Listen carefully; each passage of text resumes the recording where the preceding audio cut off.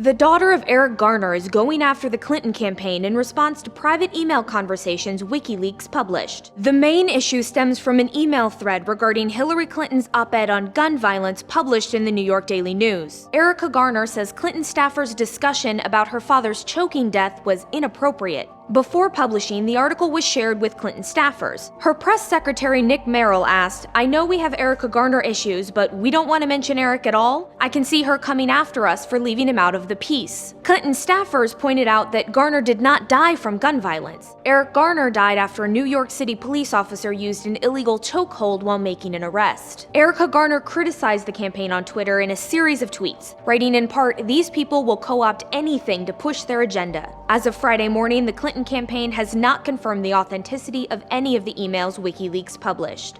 For Newsy, I'm Stephanie Liebergen.